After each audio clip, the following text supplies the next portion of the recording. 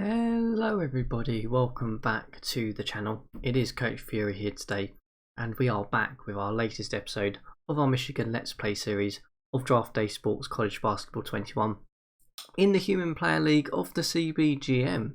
So for those who've been following along, you'll know that last time I think we talked, we got up to the point where we'd played a few of the out of conference games. We were talking a little bit about some of the challenges we've got and the big tests we had coming up against the likes of Duke and Stanford. And well, it's been a bit of a hiatus, but we are now at a good point, I think, to come back to this episode and talk a little bit about how the team's been getting on, talk a little bit about maybe some of the things that I've changed in terms of strategy and some of the things that I'm going to think about changing going forward for this team. So let's get straight into it. I think there's no better place to go than really just to go straight into the insights page and into the quad considerations in terms of the in terms of who we've been playing against. Really, I can find the right section. I believe it's here. Team sheet. Here we go. So I think from last time we spoke, we obviously had some big games come up against some really good quad one opponents in Stanford and Duke, and you can see there we came through with the win in both. In the Stanford game, we won by 7, and the Duke game, we pretty much blew them out by 13 points. And let's talk a little bit about that and actually jump into the schedule. But before we do that, I just wanted to draw your attention to this page because this is something that is new that I haven't necessarily noticed before. And it's a really nice way to just give a snapshot of how a team is kind of doing against different types of opponents. So you can see there, you've got quad ones who are sort of the top ranked 30 guys. Depending if you're at home versus neutral and away, it might stretch down a little bit more. And then you've got the quad 2, quad 3, quad 4. So in theory, the quad 1 games should be the tougher games, the quad 2 less tough, quad 3 should be sort of your normal games, and quad 4 tend to be your easier games in comparison of rankings. So it's a nice little snapshot to see kind of where things have been going. And you can probably see from this that we have a lot of green on this page. We have only lost 2 games this season, one to Jacksonville in the out of conference games, and one to Minnesota, which we'll take a little more of a look at as it was part of a Big Ten conference game. So let's go straight into the schedule and then just talk a little bit about this. So last time, as I said, we were talking a little bit about the fixtures we had coming up in terms of the out of conference games, and as I kind of highlighted Stanford and Duke as kind of being the big games that would be a tough challenge, both on the road, both are pretty good teams. So if we go to the Stanford game, you can see here that we had a really good offensive game, to be perfectly honest with you. We shot 47%, we played some really good defense, we forced them into turning the ball over 16 times, and we basically got them on the break, we got points in the paint, we got second chance points, we pretty much dominated every facet of the game, which was really good to see. And what was even more interesting to see was that we had Belair's and Sweetwine actually putting up good numbers I kind of need them to put up for this team to be successful. Sweetwine in 30 minutes putting up 16 points, 13 rebounds, a block, an assist, all kinds of good things. And same with Belair's, putting up some good numbers in limited minutes. I think he got into a bit of foul trouble in this one.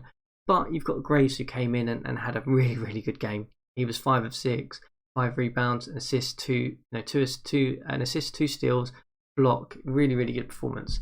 So that was really promising to see. And it kind of highlighted the fact that the strategy that we talked about last time, where we kind of just said, right, we're going to have to, we were looking at trying to play a Princeton offense. It looked too complicated for this team to kind of run. We probably didn't have the right type of players in the wing positions to really get the points that we need. So let's go back to more traditional style of offense, really utilize some of our core players and go from there. And as you can see, it's kind of worked really nicely. We obviously beat Florida, we beat Dayton, and then we played against Duke, who are still a ranked team. They are, a number 14 team, but we took them to the races, to be perfectly honest with you. We held them to 22 points in the first half. Granted, they scored 57 in the second, so it's a little bit more of a interesting game in that sense. But I mean, Sweetwine, look at that, 27 points, 10 rebounds, 2 assists, a steal, just phenomenal. And also, Geeson putting up some really good numbers as well in his time, 20 points as well. So it's quite clear that we've got really good, strong inside presence. But we also have that outside presence that we can probably try and tweak and refine a little bit, is where I'm getting to with this. So we then went into the JAG Invitational Holiday Games, and well, we won every single game. We won the Invitational. We basically beat Loyola, Arkansas, and Boise State in pretty convincing fashion in all of those. see here, just Sweetwine's just dominating our points per game numbers and our rebounds, which is kind of exactly what I want. And then we went into our actual Big Ten games, and we started really well. We beat Iowa, who kind of, I'd say, a team that's still finding their feet a little bit. Still, we for those of you who've watched my Coach's Corner, we talked to the Iowa head coach about the style he wants to play, and he's still trying to get the right types of players in there. And you can see, they're becoming a better team than I think they were last year. It's fair to say, but we've still got some of that talent to kind of just win these types of games at this moment in time. You see Belair's, Sweetwine putting up all kinds of crazy numbers. They put up 57 points between them. We held Iowa to 24 points in the first half, 37% shooting, whilst we shot 58%, which is just really, really good to see. That gave me a really good bit of confidence going into the Big Ten that we should be a top 4 team, to be perfectly honest with you. We then went to Maryland, who I would say is probably one of the best teams in the Big Ten, if not the nation, in my opinion. They do have Linney, who is just a phenomenal player, but we held him to just 2 of 10 shooting, which was really good to see. Washington still had a pretty okay night, and so did Porter. But, we took them to the wire, and we managed to get through this game just about. I mean, you can see here our offensive game was incredible. And, well, we kind of, to be perfectly honest with you, it was a bit neck and neck the whole way from what I can see. Both teams turning the ball over. We shot much better than they did. However, obviously, they run a bit faster pace than we do, it looks like. And, it was a close game, but it was really good to see that we were actually competing with the likes of Maryland, and that gives us a good bit of confidence thinking about our national title prospects as well this year. So we then went on and we beat Wisconsin, who, it's fair to say, probably are not where they should be at this moment in time. It was a pretty much a convincing win. We held them to 29% shooting. We really didn't need to get out of second gear. You can see a lot of our bench players got some heavy minutes in this sense. The likes of Brown and Besker. I mean, Brown's shooting we're going to have to look at, but good to see that we were able to utilise some of our other bench players at that moment in time. So, and then we have ended up the last sim with one loss, a 5-point loss to Minnesota, who are a good team, to be perfectly honest with you. We've talked about Minnesota many times before. They're just a very good defensive team, and they do have the likes of Cedric Julius, who I've talked about on the actual Cutting the Nets podcast. For those of you who've watched that, they're a good team, and but to hold them to 5 points, we actually didn't really hold them very well in the first half, and second half we played much better. We obviously had some foul trouble with the likes of Belair's and the likes of Graves, which probably didn't help. I'm guessing because they were up against the likes of Julius, which probably was the factor there, I would guess, if I had to put a name on it. So that was a bit of a disappointing one to kind of end the last sim on. But in terms of how we are looking, we're obviously in good shape for the Big Ten. We are 3-1. We're up there with some of the best teams in the Big Ten. No surprise that the likes of Michigan State, Indiana, and Minnesota are up there. I guess the surprising one is actually Northwestern. Northwestern are playing really, really good basketball at this moment in time. So they're really causing a bit of an upset, in my opinion, at the moment. A team that was probably down the bottom last year, they've obviously got some things going on really well there.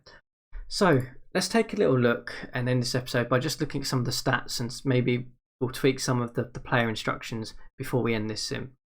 So we'll start with obviously our best player, which is Bernie Sweetwine. You can see there, I think when we spoke last time or over the time before on the episodes, I kind of said I wanted to get him to like a sort of 20 and 10, and that maybe like a block and a steal a game. He's pretty much there now. he's shooting 22.9%, 9.5 rebounds, and you can see by his shooting numbers, he's just been absolutely electric inside. That's a real step change from where he was last season. And to be perfectly honest with you, if he carries on like this, given he's 6'9", 231 pounds, he is pretty much a lock to be a first round draft pick, in my opinion. So it's great to see that he's putting up the kind of numbers that we want. If we move to Belair's, I mean, his shooting numbers are much better than they were, more in line with where I want them to be, 49%. The actual numbers are pretty consistent with where he was last year, and that's fine. I can kind of live with that. He's maybe a little bit better based on slightly less minutes per game, and we expect him to kind of shoot all over the floor. So that's good to see that he is basically performing as we would want. If we move over, perhaps we'll start with the backcourt to begin with. So we've got Iacona, who is just still shooting absolutely terribly, in my opinion, for a point guard or for any type of wing player. clearly he has no real decent 3-point shot. His probably best bet is either getting to the basket or maybe a mid-range shot. You can see he's highly mid-range, he's highly outside and less post. So I think we're going to text him and we're going to say, I want to change your game. I want you to, do we want him to drive more, post up more? I think if we get him to drive more and shoot fewer threes for 1 month, yeah, I'm not asking it. Okay, he's not interested in actually doing that. Great. Okay, so Iacona is still going to be a bit of a challenge for us. We move on to Geeson. So Geeson's numbers have come up massively. I'm not going to change anything with him. I'm really happy with that. He started in a bit of a slump the first couple of games when we talked about him. He was shooting about sub 30%, I think, at one stage. But that's much, much more promising, and that's better numbers. He's not really expected to score a huge amount for us. He's not the primary option for us. But when he gets the ball and he needs to make a shot, we kind of need him to make it happen. So it's great to see that he is, still shooting much better than where he was to begin with. We move on to Colin Brown. So Colin Brown is just a really interesting player in the sense that on the bio, he's obviously a really good outside shooter in theory. But when you actually look at his numbers, he's just not a good outside shooter. And granted, he's not got that much in terms of volume. I mean, we've played 15 games. He's not shooting that many threes. It's only like 3 or 4 a game. But you can see here, it's just bad. So, I mean, with him, I'm probably going to just leave him as is at the moment. I just want to see, maybe he's one of those, we see how he does this year, and then maybe tweak the instructions going forward. But we'll leave him as is for now. So in terms of other guys that I was interested in having a little look at, first one was probably Chris Buchanan, if we go to his regular season. So he's shooting a terrible 39%. Clearly has no mid-range shot at this point. His outside shooting is not bad, and he's an inside type of player, but he's predominantly mid-range. So we're going to see if we can get him to, again, take less mid-range shot, take more 3-point shot. So let's say we want you to shoot more threes and shoot fewer mid-rangers. Okay, cool. So he's happy with that instruction. That's great to see. And again, he's got a 76 outside shooting, so I'm hoping that kind of works for him. We've then got Nick Campbell, who, to be honest with you, is not playing enough minutes for us to really give a fair assessment of that. He's only taken 6 shots, I think. So we'll kind of leave him as is. And then we've got, interestingly, we've got Singletary, who is playing odd minutes for us at the moment. His shooting numbers are okay, but I mean, there's a real question as to whether we just basically move Graves into those minutes at this time. I'm interested in trying a front court lineup in terms of Peter, Graves, Sweetwine, and then maybe Belair's coming off the bench possibly. So we might tweak that around and see how that goes going forward. But because I think Graves' numbers are just really good in just 14 or so minutes, and I'm just interested to see if that materializes if we give him maybe like 20 minutes per game. So if we gave him the 8 minutes that Singletary's getting, and plod him in there, and basically move the rotation around a bit, then it'd be interesting to see how that looks. And the reason I say that, it's not just based on his actual Graves' numbers, but when we look at the lineup tracking and we go to the plus minus here, what's really interesting is that our second best lineup in terms of one of our best defensive rating lineups and our best offensive rating lineups is actually not with Bernie Sweetwine. It's actually with Graves in there as the centre, to be perfectly honest with you. And what's interesting is that Colin Brown is sort of the guy who is in the point guard as well, not Iacona. So there's an argument to be said that maybe we change that around. And you can see here that the rotation that we've got in terms of putting Besker in instead of Buchanan is okay on paper, but it's still not as good as this lineup here. So there's an argument to be said that whether we actually try and tweak that and maybe put Graves in maybe, and possibly Brown in more in terms of the rotation, just see how that goes.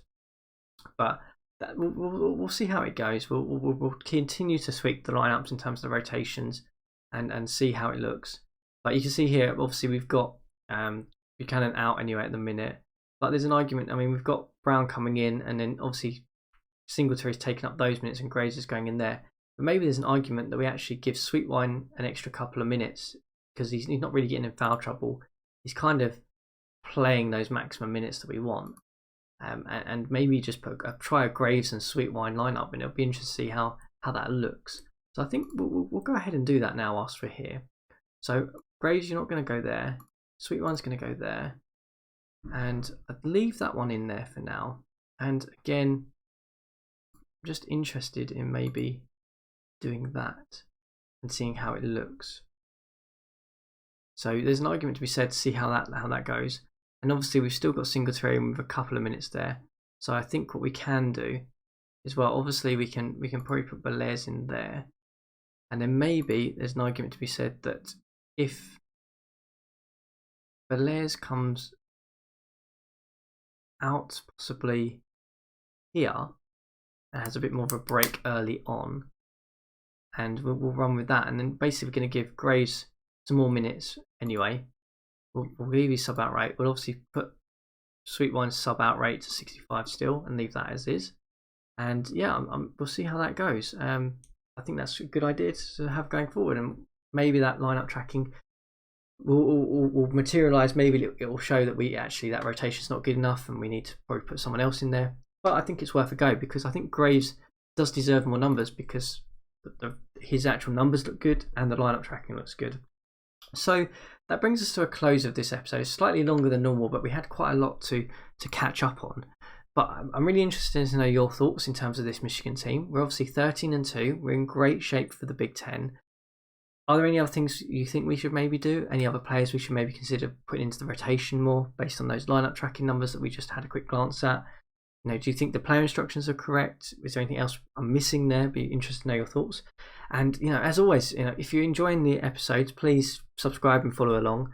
And always interested to hear any thoughts and comments you have, or any questions you have about the game or about the CBGM in general. So next time we'll come back, we'll probably do a bit more of a look at the Big Ten, and we'll see how the Michigan team has been progressing.